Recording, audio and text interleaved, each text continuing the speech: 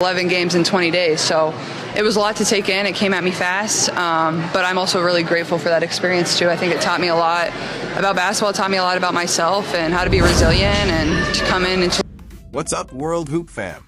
It's your boy John Liquid Dinner, back in the studio with breaking news that has the WNBA teetering on the edge of chaos. Forget the drama on the court. The real fireworks are exploding off it. Beyond today. Yeah, late last night. I think it's very much a day-to-day thing, how she responds to treatment. I stay in my lane and let our. As the league and its players find themselves locked in a high-stakes, potentially season-ending battle over money and the very future of women's basketball. We're talking about collective bargaining agreement negotiations that are hotter than a courtside hot mic, with players fed up and the commissioners seemingly turning a blind eye. Is this a power play, a protest, or just the WNBA's version of reality TV gone horribly wrong? Buckle up, because this might be the most entertaining and terrifying part of the WNBA season. And it hasn't even truly started. I think it's just life. Everybody goes through some of the same stuff that I've gone through, and a lot of people go through a lot worse. And right now, we are in the beginning stages of what could be a long, brutal battle between the WNBA and its players. At its core, as is often the case in professional sports, this battle is about money. On one side, you have a league that has historically relied on millions of dollars in donations and subsidies, primarily from the NBA. On the other, you have the players who, despite generating unprecedented buzz and revenue, feel like they've never seen a comma in their bank balance unless it's demonstrating how much they've overdrawn. As I've been telling you guys, these negotiations for a new collective bargaining agreement, CBA, were always going to be tough. But now it's getting downright messy, with some high-profile WNBA players reportedly making it more difficult, their intentions and credibility being openly questioned. The WNBA's supposed mantra is teamwork makes the dream work.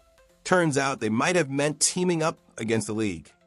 Rumors are swirling like a missed layup in overtime. Players are allegedly colluding, even threatening to throw the entire 2026 season into chaos. Is this a calculated power move to force the league's hand? A desperate protest to demand their fair share? Or is it simply the WNBA's unique brand of dramatic, reality TV-level self-sabotage?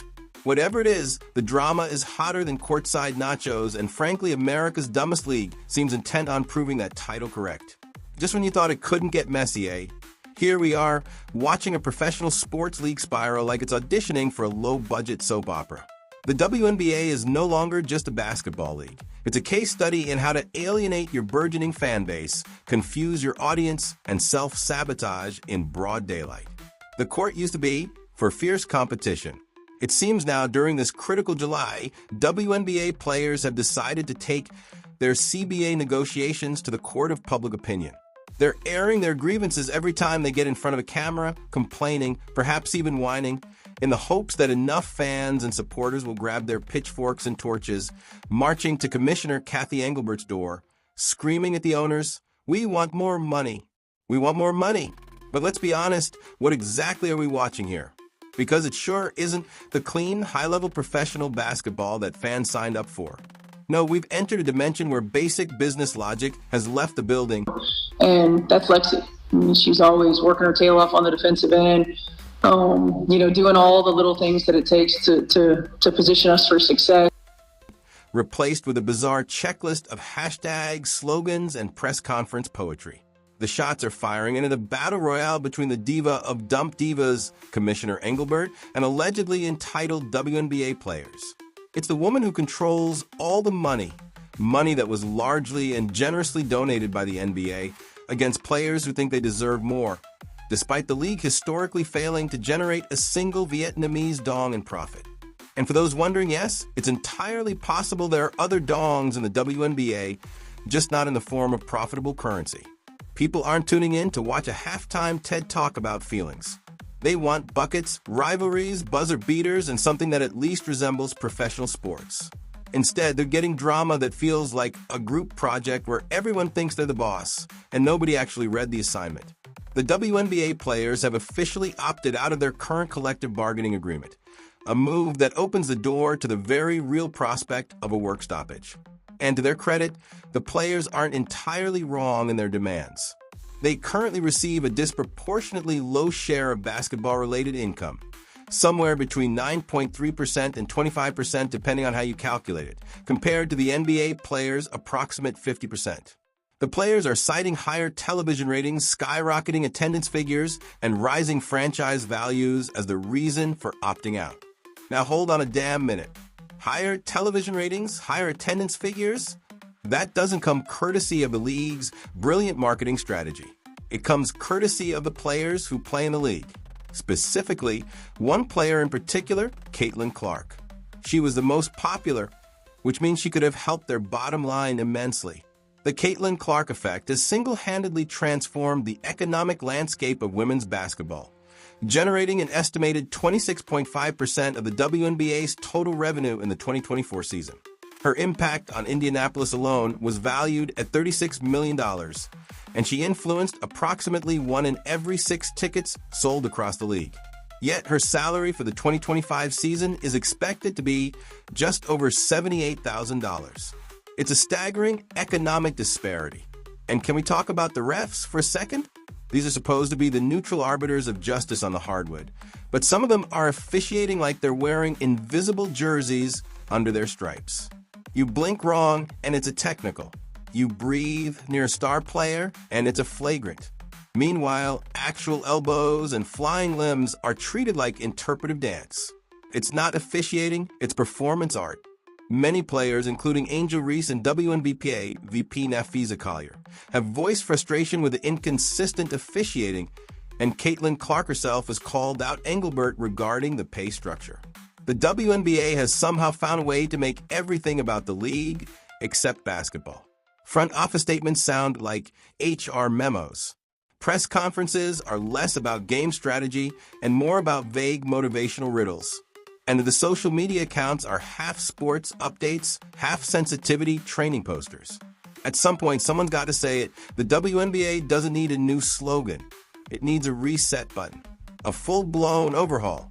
Tear it down to the studs and rebuild it with one thing in mind: business. Not buzzwords, not group hugs, not virtue flexing, just pure, unapologetic, market-driven professionalism. A league where the product is king, where merit matters more than mantras, and where wins and losses are more important than Instagram captions and curated outrage. Right now, it's hard to even tell what the league's actual goal is. Is it to compete with other professional sports? Is it to be a platform for activism? Is it to be a vibes-based social club with uniforms? Because you can't be all things to all people and still claim to be serious. The NBA is not out here holding feeling circles before tip-off. The NFL isn't debating whether sacks hurt people's emotions. This isn't a safe space, it's professional sports. Bad news, indeed. Breanna Stewart, a prominent player, basically confirmed that the players aren't getting anything they want in the CBA. She stated, "The WNBA has become so wrapped up in identity politics and ideological pageantry that even diehard fans are starting to walk away with their hands in the air saying, 'Okay, I tried.' You want real growth? Treat the WNBA like a business.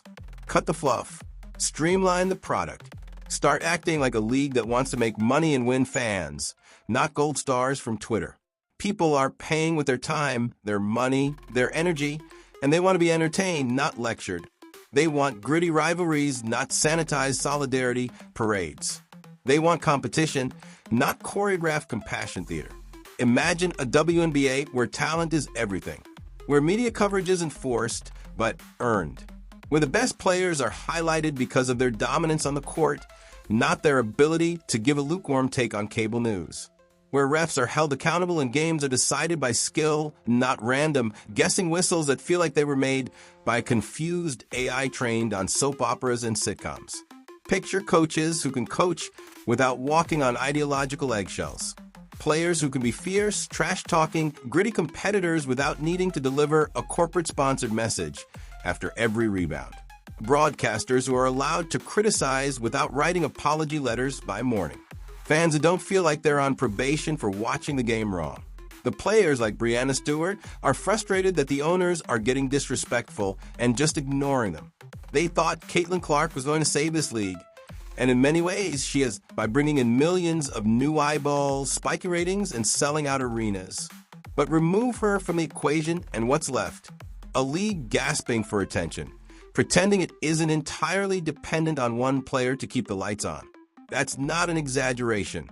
Look at the data, packed arenas when Caitlin plays versus the empty chairs and crickets when she doesn't. TV numbers spiking like an energy drink overdose every time she steps on the court. The numbers aren't just up, they're on life support elsewhere. Without Caitlin, the WNBA isn't just struggling, it's disappearing. And the league knows it. That's why they're hanging on to her like she's a human flotation device on the Titanic. The problem is they're trying to exploit her value without protecting her value. You'd think if one person was single-handedly driving growth in every metric that matters, revenue, viewership, social media buzz, they'd be treated like royalty. Instead, she's being treated like an unwelcome guest crashing someone else's dinner party. How backwards is that?